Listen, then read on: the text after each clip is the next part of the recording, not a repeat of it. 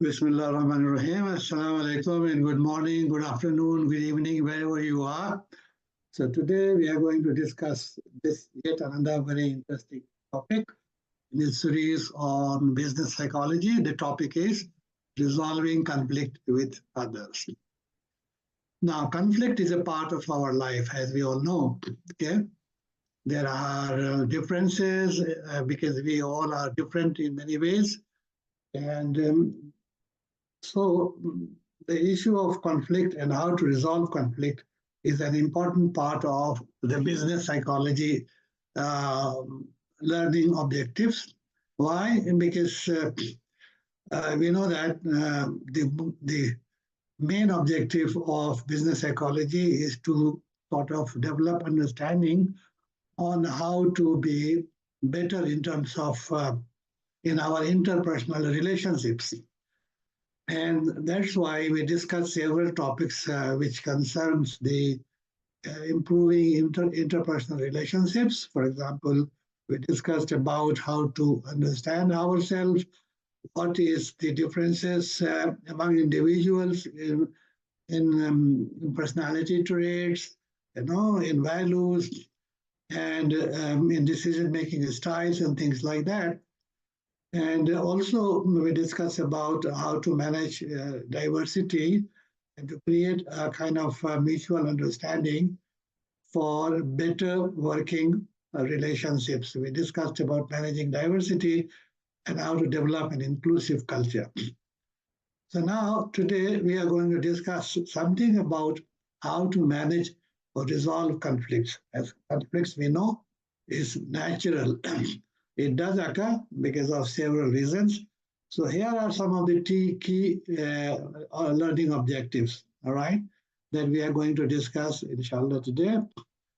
Number one is that we would try to identify the source of conflicts because there are a number of sources for conflicts to occur. Okay, then we also know that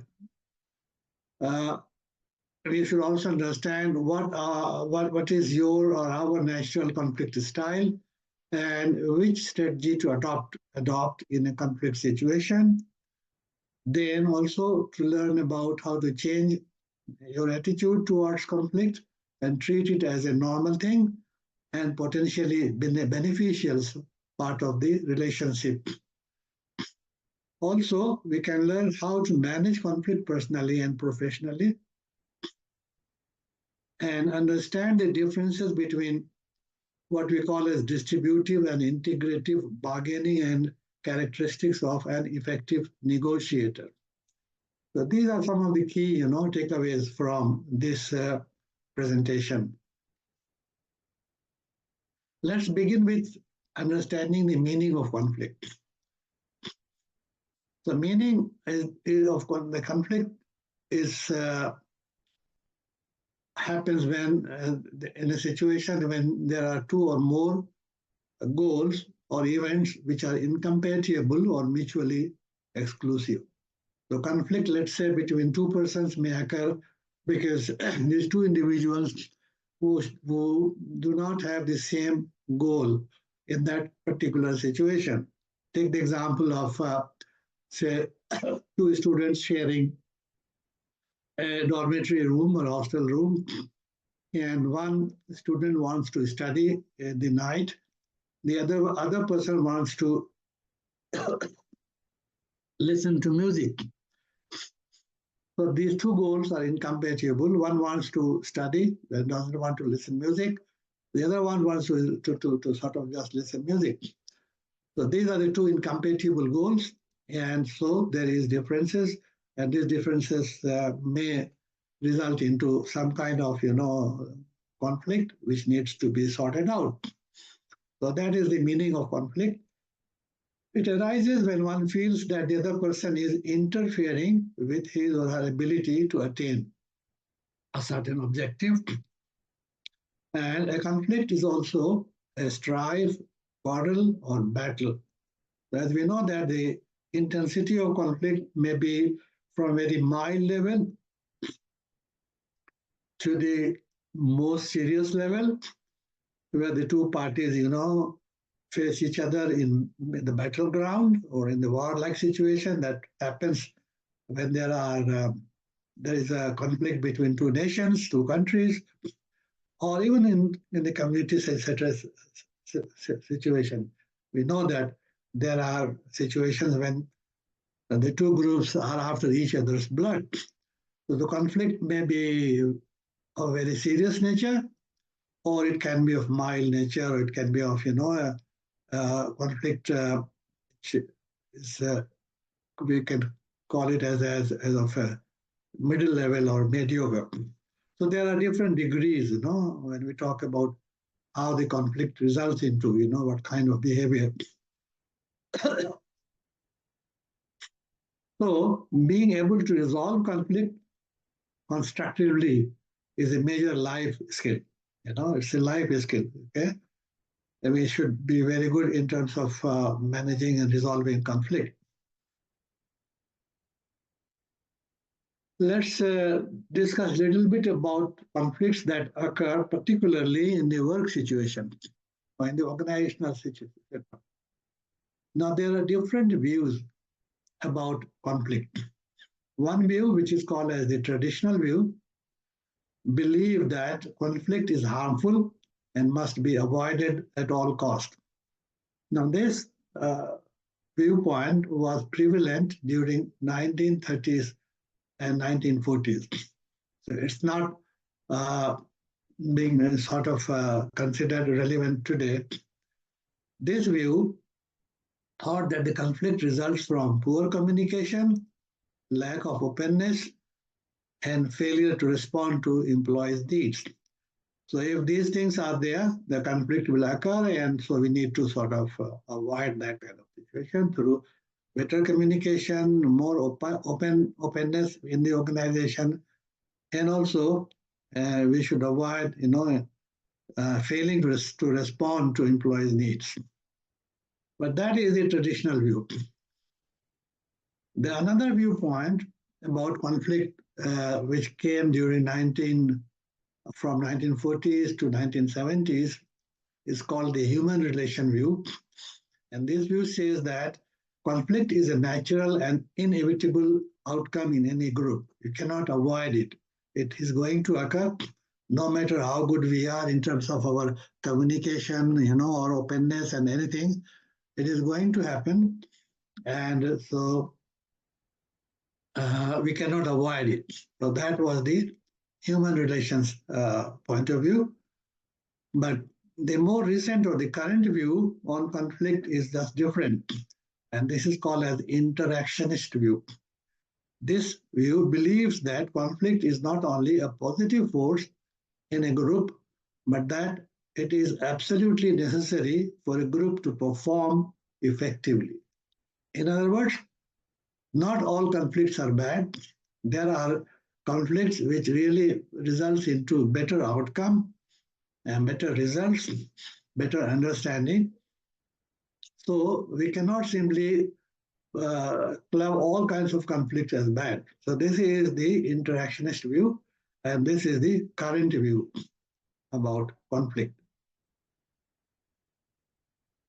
So the current view, which is the interactionist view on conflict, as I told you, categorizes conflict as positive conflict and negative conflict. So when we talk about positive conflicts, it is considered useful, it is functional, because it supports or benefits the organization or person's main objectives. It supports the objective. This kind of conflict results in increased involvement and cohesion, increased innovation and creativity, positive personal growth and change, clarification of key issues, and values clarification. Because when people, have differences of opinion or a different point of view, and they try to understand and try to resolve and interact and discuss it, then it opens up a lot of things. It opens up new ways of looking at the whole issue. Okay, it increases involvement, and it leads to to better understanding of each other, and so it is useful in that sense.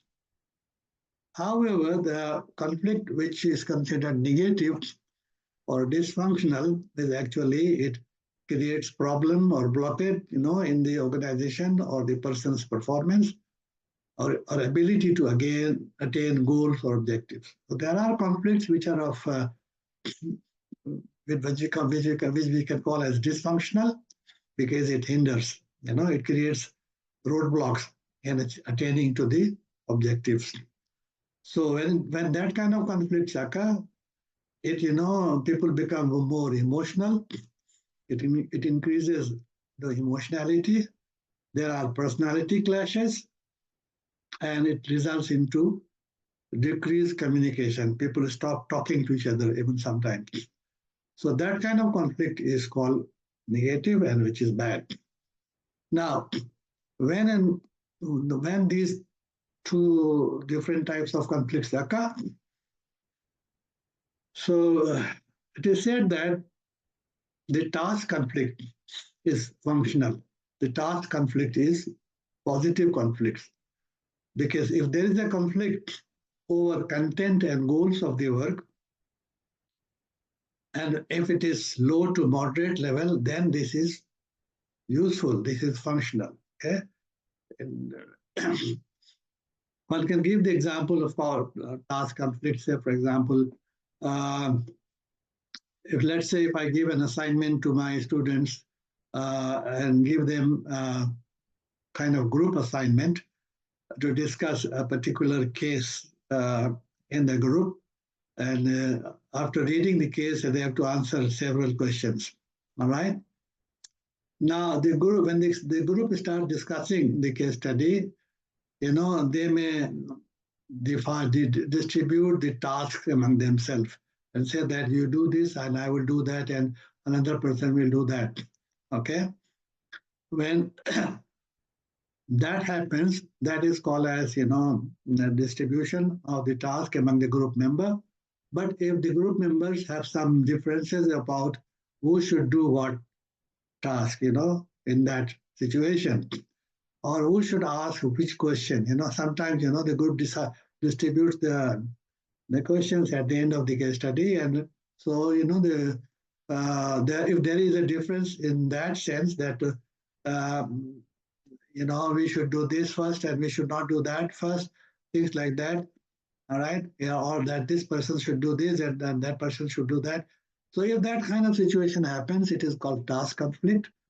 And the discussion on that about the tasks different and the responsibilities being distributed among individuals, okay, results into better understanding of each other's strengths and weaknesses, perhaps, and it can result into, if that is resolved, then it can result into better performance during the case analysis. However, the conflict can become dysfunctional if it is of personal nature, which we call as relationship conflict, because this conflict is based on interpersonal dislikes for each other. So during the discussion, for example, people simply do not talk or do not talk much, or just because the two persons do not like each other for any reason. So this is kind of a conflict which is based on interpersonal relationships, and so it is negative or dysfunctional. The next one is called the process conflict, and this conflict is about how to do the job, how to get the work done. All right. So let's say again in the case study scenario that I just discussed above, if there is a discussion on how should we approach the analysis of the case, and if there are different views on that, the process through which this case should be discussed, that is called useful. This is functional. All right. So task conflict and process conflict are actually functional, and the relationship conflict is dysfunctional.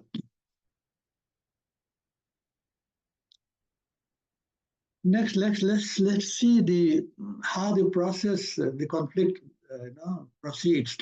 How does it begin, and how does it moves through different stages. So as you can see, in the stage one situation, it is called the potential opposition or incompatibility. That is, the conflict begins with uh, a situation where there is opposition in the group for some reason, and it is because it begins with differences in communication, in role relationships, and even in personal background factors. So that is what we call as potential situation for conflict to begin. Then comes the stage two, where basically the group members try to feel it or even recognize that there are differences.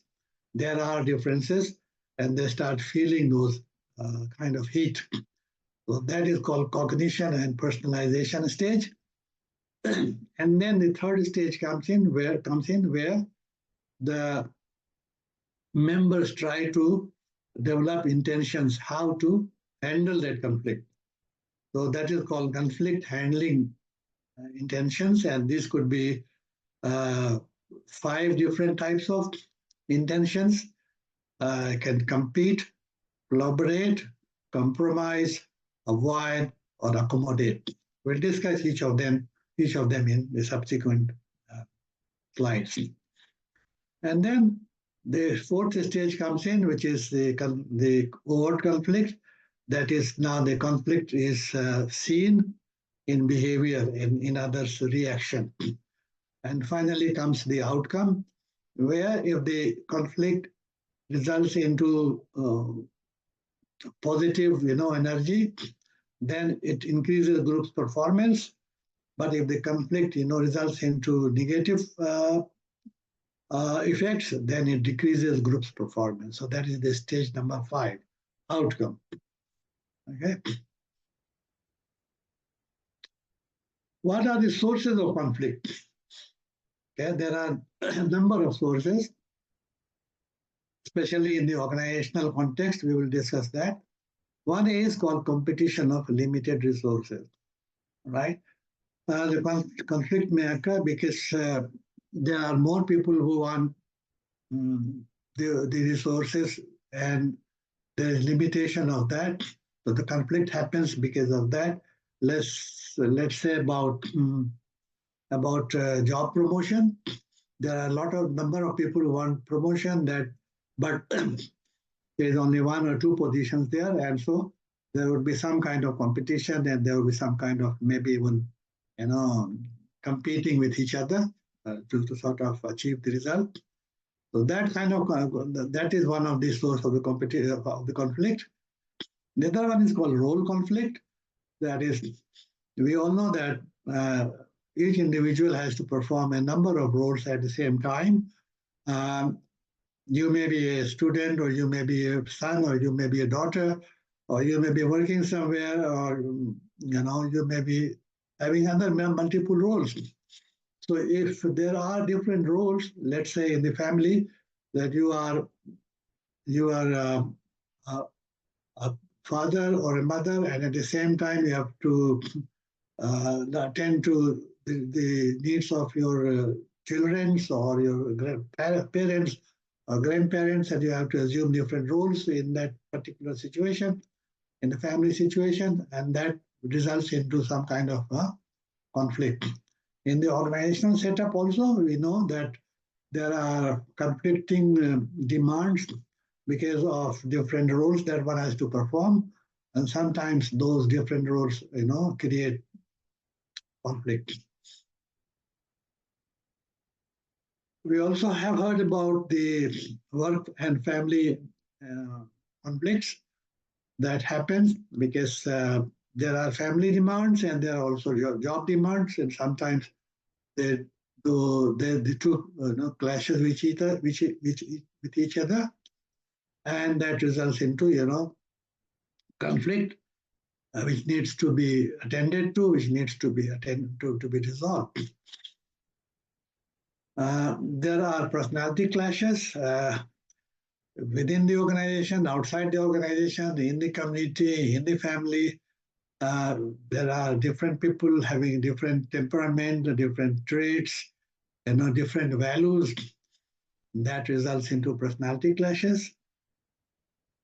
Also, conflict happens in the workplace because there are some people who are simply very aggressive, very hot-tempered, they are bullies. They try to, bully others, and that results into unfortunate situations, and aggressions and violence and things like that happens. Conflict also happens because some people are simply incivil or maybe rude. Just take the example of in the office situation, the work situation, somebody comes and parks his car in a way that it creates, problem for others to park their cars because this person is careless. He doesn't know how to sort of care for others, or maybe very rude also. So that is also, a source of conflict. And finally, we also talk about conflicts which are of intergenerational nature. As we know that there are generational gaps in terms of a lot of things, exposure, knowledge, new things coming up. And so the value profiles of young is different from the old people. And that kind of differences in the values of the generational gap creates conflict many times. There are differences of opinion among the older workers and the young workers on how to do the job. And so, that kind of conflict also happens, both in the work situation as well as in the community. So now we come to the main issue of how to manage conflict. All right. Now, as you can see in this slide, there can be 5 different strategies to manage the conflict. One is to just compete with the other person and win the race, or to collaborate, that is to work together and find out a win-win situation, or to accommodate, that is one person, try to yield, to the demand of the other person, or avoid, that is both the parties simply try to push the issue under the carpet and don't talk about that, or maybe compromise, that is try to have a middle path. Now these 5 strategies are based on 2 dimensions. One is called cooperation and the other one is called assertion. Thus, if we say competition is high on assertive behavior, that is one try to push and win the race, and it is low on cooperation. So competition is high on assertion behavior or assertive behavior and low on cooperative behavior, whereas avoiding is low on both the dimension. It is low on assertive behavior and low on cooperative behavior. When it comes to collaboration, it is high on both the dimension, that is high on cooperation and high on assertive behavior. So collaboration is the best one. It's called the win-win. When we talk about accommodation, that is a strategy that one person is high on cooperation, that is yielding to the demand of the other person, and low on assertion. All right. When it comes to compromise, it is the middle path, that is average cooperation and average assertion. Sorry. So these are the 5, conflict handling strategies that people try to use in different situations. Now, in what situation these strategies are appropriate? Let's talk about avoidance first. Avoidance means choosing not to deal with the issues or the people involved.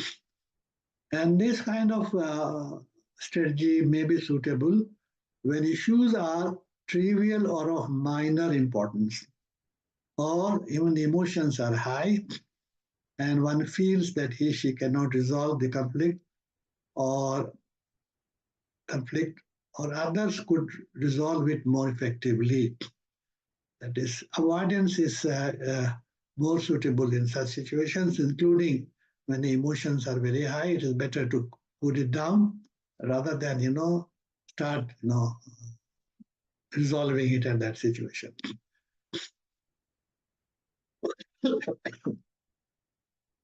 Accommodation. This is yet another strategy where one is more concerned about maintaining the relationship than with accomplishing a goal. So in accommodation, as we know that, you may be more cooperative because you don't want to sort of create any kind of bad relationship. You want to maintain the relationship. Now, this is suitable in situations where issues are not that important and harmony of greater importance than winning. So this is the strategy one should adopt when group harmony is more important. All right, and the issue is not very serious in nature. Compromise, of course, means agreeing to give up part of the goal and part of the relationship to reach an agreement. Okay, and this is suitable when there is a need for a temporary solution. Right? There is a need for a temporary solution. Both parties are at a comparable level, and there are time pressure, and collaboration or competition is not possible. Okay? Neither collaboration nor competition is possible. So let's sort of make some kind of a temporary arrangement, and compromise, on something through give and takes.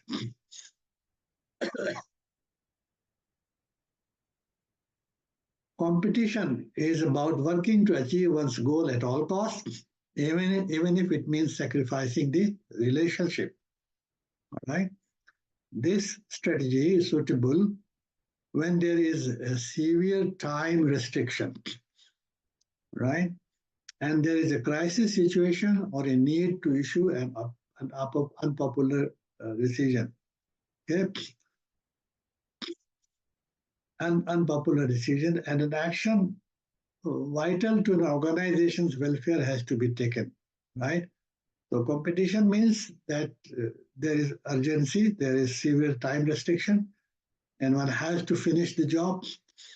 There is some kind of crisis, and there is no choice but to take an unpopular decision. So these are the occasions, where one has to sort of reach to the goal at any cost, no matter how maybe bad it for the group harmony. Finally, we talk about collaboration, which involves energy, commitment, and excellent skills in communication, problem solving, and negotiation. So collaboration means it requires, good effort, good energy, good understanding, and commitment to achieve a goal. Person who is ready for this strategy should have excellent skills, in communication, in problem solving, and also in negotiation. So this strategy is suitable when there are no time constraints, solutions that satisfies both parties' objectives, and maintaining the relationship is important.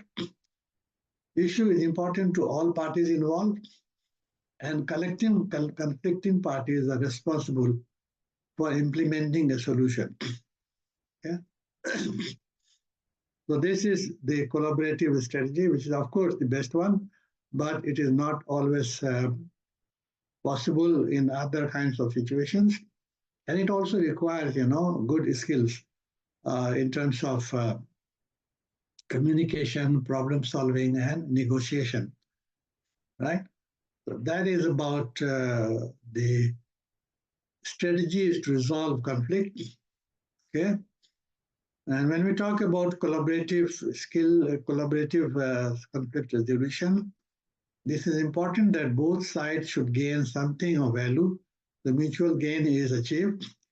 A relationship between the parties are built on and improved, and collaboration is key when both sides must be committed to the solution. Finding win-win solution is one of the most important conflict resolution skills. As I told you, this is the best kind of strategy to resolve conflict, which is collaboration, where one finds a win-win solution, but it requires a lot of skills for an individual to kind of achieve that kind of result. So now when we talk about having that kind of a skill to resolve conflict, we would talk about what is called as negotiation and bargaining tactics, all right? So when we talk about negotiation and bargaining tactics, it's about understanding the other party's perspective. First of all, it begins with the understanding of the other party's perspective. Then focus on interest and not position. Here is what I actually need. Then compromise. Let's meet halfway. And begin with a plausible demand or offer, yet allow room for negotiation. Okay. Now, what do you mean by focus on interest, not position? All right.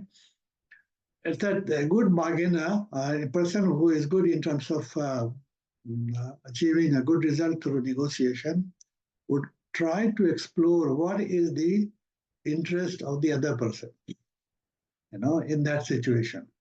Take this case. Let's take this example that in a restaurant, there are two chefs, and both the chefs wants to use all the oranges which are available in the kitchen.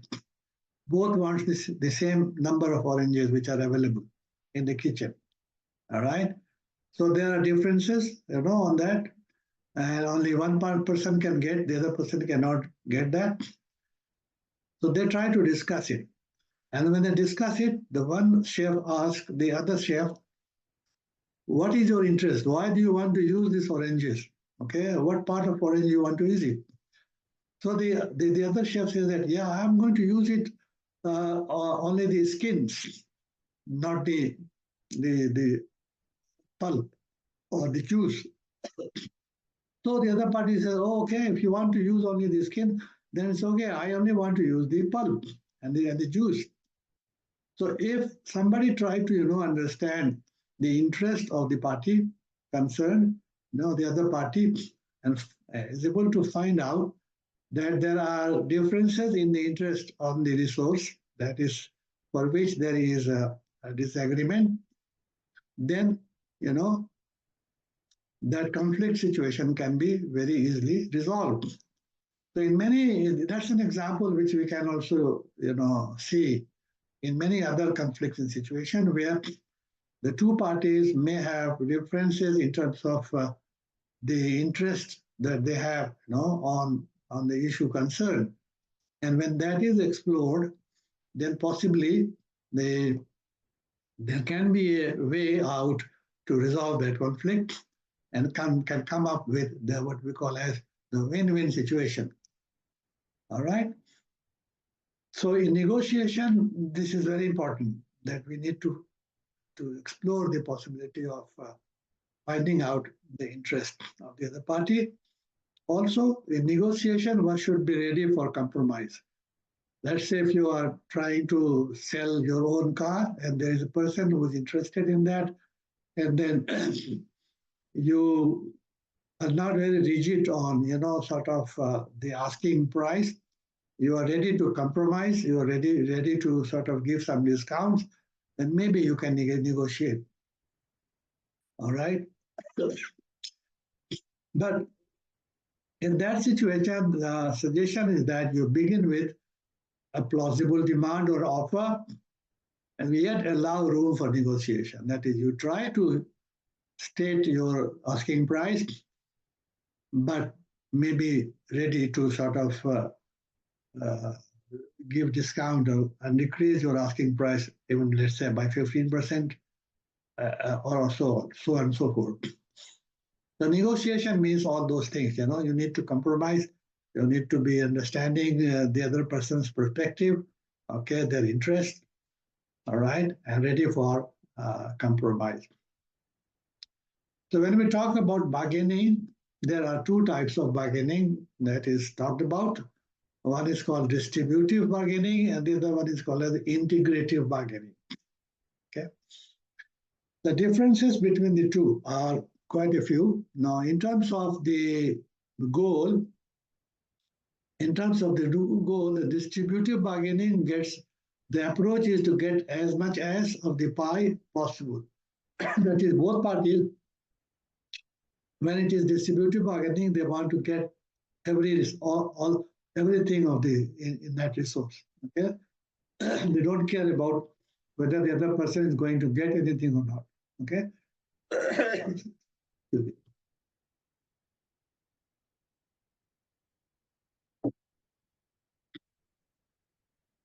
However, when it is called the integrative bargaining, the approach is different. The approach is to expand the pie for mutual satisfaction. That is, when it is integrative bargaining, the two parties try to sort of not only focus their attention on one resource, which is the bone of contention, they try to add some more, resources in the plate. That is, try to put more things on the plate and try to create some kind of a give and take situation, where you can take this one and I take the other one. So when you expand that, what we call as pie, all right, then there is a better possibility of coming to the win-win situation. So that is why it is called as integrative bargaining. So in terms of goal, the goal is here to sort of get everything. Here the goal is to sort of create more items on the bargaining table, put more items on the bargaining table, and sort of create a situation of give and take. Motivation is win and lose in distributive bargaining, either win or lose. Here it is win-win. In terms of focus, in the distributive bargaining, the focus is position. I can't go beyond this point, that is, it is the position. And here it is the interest. All right. In terms of information sharing, in the distributive bargaining situation, it is very low. Don't reveal too much to the other party, otherwise you will take advantage or she will take advantage of that. So the information sharing is very low here in the distributive situation. In the integrative, the information sharing is very high. So that each party tries to explore how to satisfy the interest of the other person or the party. And finally, duration of relationship in the distributive bargaining, it is short term. All right, you go and bargain, for example, in the vegetable market, you get your deal, and then you forget. Where in the integrative bargaining, it is long term, all right, because there is a lot of mutual understanding and satisfaction, having a win-win situation. So this is the difference between the two approaches in terms of how to sort of deal with situations where there are differences of opinion or differences of point of view, and how to sort of make best use of through integrative rather than distributive tactics. These are some of the indicators of a good negotiator, right? Person who is a good negotiator will have some of these skills. What are those?